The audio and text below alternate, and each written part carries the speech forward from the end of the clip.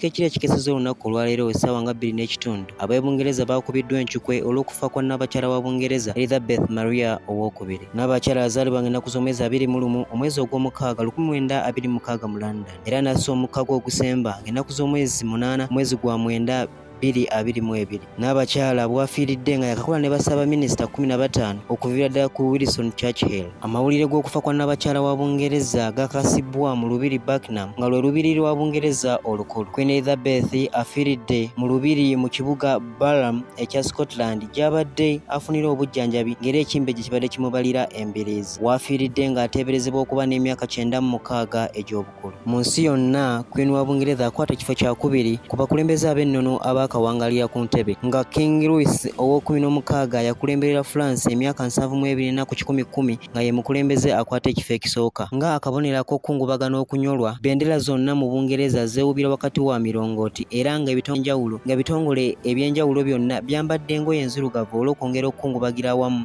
n'abalangira n'abambejja olw'okuviibwako Nnaabakyala wa Bungereza. Mu bufu bwennyini Nnaabakyala bw'afiiridde nga yakyasinze nga ye mukulembeze akyasinze okufuga Bungereza ng'afuze Bungereza emyaka 7 n'ennaku 214 era kigambibwa nti asinze bajjajjaabe ne bakitaabe bonna okuwangalira ku ntebe ya Bungereza. Nnaabakyala wa Bungereza yatuuzibwa ku nnamulondo ya bajjajjaabe okulamula Bungereza ng'atemera myaka egy'obukulu 26 mu mwaka gwa 1952. Nnaabakyala wa Bungereza abadde yaweebwa amannya g'embujjuvu nga Alexandria Elizabeth Maria. Kigambibwa nti bw'asirizza omukago ogw'enkomerero ng'abalangira n'abambejja bonna bayitiddwa dda mu lubiri. Nnaabakyala wa Bungereza yasembeyo okulabikako mu lujjudde ng'ennaku z'omwezi 7 omwezi gwabadde gwa mwenda 2022 ku mukolo ogw'okukakasa Ssaabaminisita yabadde amanyiddwa nga Liz Truss. Era kitegeerekese nti Nnaabakyala ono abadde yatwalibwa mu nsi ya Scotland mwezi ogw'omusanvu yabadde yatwalibwa okuwummula ekimbe gye kibadde kimubalira embiriizi. Nnaabakyala abadde tafuga Bungereza yokka wabula abadde afuga n'ensi endala okubadde Canada,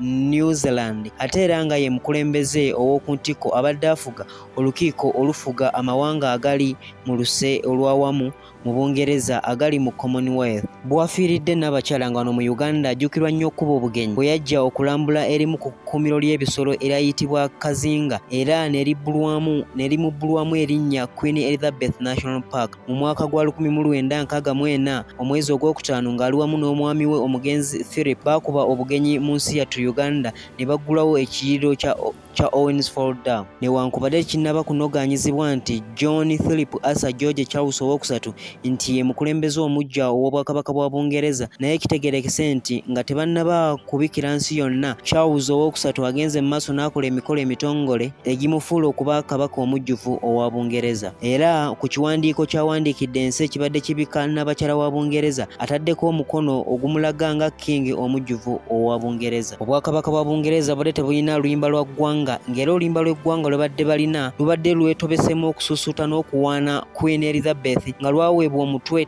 Katonda taasa Nnaabakyala. Era ebibuuzo bingi kati bikyebuuzibwa oba oluyimba lw'eggwanga lwakuddibwamu era ne ssente ezibadde zeeyambisibwa mu nsi ya Bungereza zibadde ziriko omutwe gwa Queen Elizabeth. Omulangira John Philip Arthur Charles III yagenda okulemberamu okuzza enjole ya Nnaabakyala mu lubiri lwe e Buckingham gy'agenda okuterekebwa era nga ye mukungubazi omukulu. Kitalo nnyo nnyini.